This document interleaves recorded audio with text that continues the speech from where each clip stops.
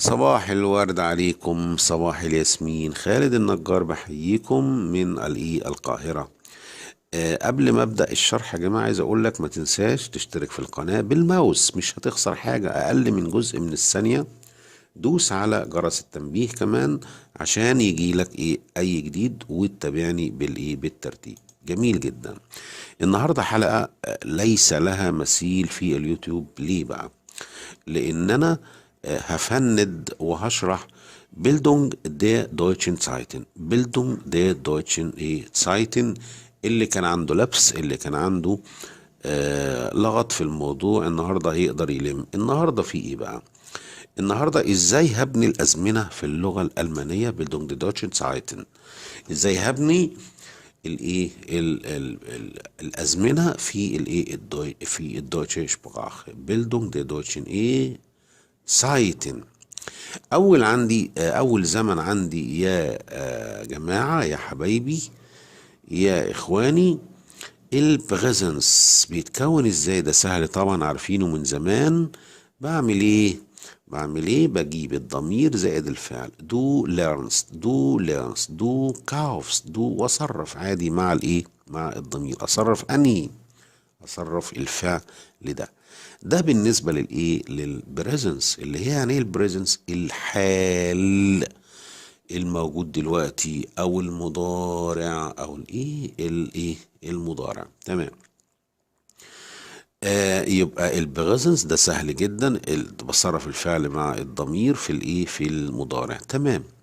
طيب الزمن اللي بعد كده البرفكت. البرفكت يا جماعه اللي بيستخدموا فيه 99% من محادثتي. البرفكت دو هاست جيليرنت.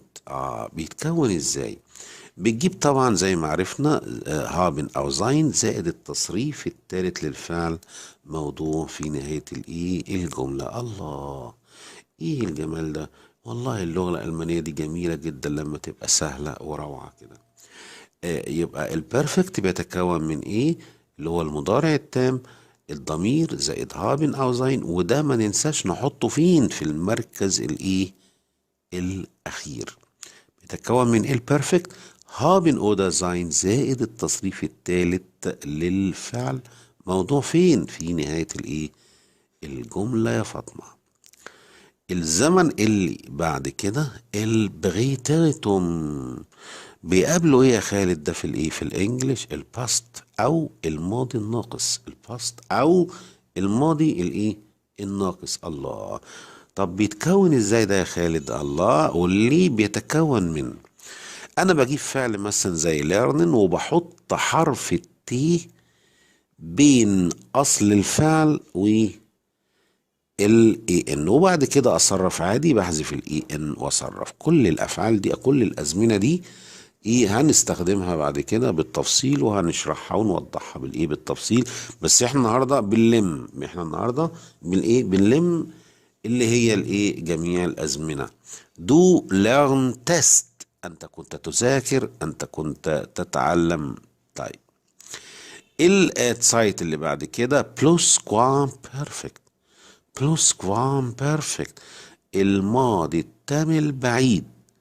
الماضي التام البعيد ده سهل جدا على فكرة، بس استخدامه يعني قليل قوي، لان انا بجيب هابن في الماضي هيبقى هاتن، وزين بيبقى فاغن زائد التصريف الثالث للفعل برضو موضوع في نهاية الجملة. يبقى الفرق بينه وبين البيرفكت ان انا بدل هابن بحط هاتن، بدل زين بحط فاغن. تمام، جميل جدا. زي دو هاتست جيلانت. دو هاتست جيلانت، انت كنت قد تتعلم، يعني او بالعربي كده انت كنت تتعلم من زمن بعيد. وعلى فكرة البلوس كوام بيرفكت ده، البلوس كوام بيرفكت ده بيأتي مع روابط معينة زي قبل أن وبعد أن وكده، دي هنشرحها بالتفصيل في البي اينس. النهارده بنلم اساسيات الناس اللي تايهه، الناس اللي ضايعه في في اللغه الالمانيه، وخصوصا في باي ذا بيلدونج ذا دوتشن سايتن. طيب الزمن اللي بعد كده اللي تسو كونفت يعني ايه طيب تسو كونفت يا خالد؟ يعني الفيوتشر او المستقبل. الايه؟ المستقبل. طب انا عندي التسو كونفت ايه؟ في فطور اينس، طبعا احنا اكيد سمعنا عنه، وفي فطور سواي. يبقى انا عندي التسو كونفت اللي هو المستقبل، تمام، بيتكون من فطور اينس وفطور ايه سواي. طيب هنشوف الفطور اينس. الفطور اينس معناه المستقبل رقم واحد يعني. بيتكون من ايه؟ بيتكون من فيردن مصرف مع الضمير، زائد التصريف، زائد الفعل في المصدر في النهاية. مفيش اسهل من كده. فطور اينس استخداماته بيجي امتى ده بعدين احنا قلنا، يعني انا بعدين هقول لكم، بس احنا النهارده عشان بعد الحلقة دي تقول الله ايه ده انا عرفت كل الازمنة في اللغة الالمانية، بس ايه بالتفصيل بقى بعدين ان شاء الله. او ممكن النهاردة على فكرة بعد ما تشوف الحلقة دي تكون انت فطور اينس. ازاي فطور اينس؟ يعني هتجيب الضمير هنا، تمام، وبعد كده الفعل فيردن هتصرفه مع الضمير ده طبعا، وبعد كده تجيب الفعل فين؟ في المصدر. انا عايز اقول ايه؟ سوف تشتري، اقول ايه؟ دو فيرست كاوفن. سوف تشرب، دو فيرست ترينكن. سوف تشاهد، دو فيرست زين. سوف تذاكر، دو فيرست ليرنن. دو فيرست شتوديرن، سوف تدرس. دو فيرست فليجن، سوف ايه؟ تطير او تسافر بالطائرة. دو فيرست جيهن، سوف تذهب. يبقى الفطور اينسي بيتكون من ايه؟ بيتكون من فيردن. معلش انا هركز عليه شويه الفوتور اينس عشان في ناس مش فاهماه، شرحت لهم بقى هناك في المدارس وكده، والمدرس بيقعد يشرح فيه ساعتين وثلاثه وبرضه الناس ايه مش فاهمه. هو بيتكون من ايه؟ بيتكون من فيردن زائد الايه المصدر فين؟ في يعني بتجيب فيردن زائد الفعل في المصدر وخلاص على كده. طيب برضو ده هنشرحه بالتفصيل بعد كده في المستويات المتقدمة. بعد كده بقى في التسو كونفتي قلنا بينقسم ل اتنين: فطور اينس وفطور تسواي. فطور اينس وفطور تسواي. طيب فطور يعني ايه اصلا؟ المستقبل، الفيوتشر يعني، حتى كلمة شبهها اهو شوية. ده بقى الفطور تسواي ده عبارة عن ايه بقى؟ دوت اسمه او بستخدمه في الفول اند تسوكونفت، المستقبل التام. المستقبل الايه التام. طيب بيتكون من ايه بقى؟ دي تركيبة يعني عايزة شغل شوية، طبعا احنا هنشرحها بالتفصيل بعد كده.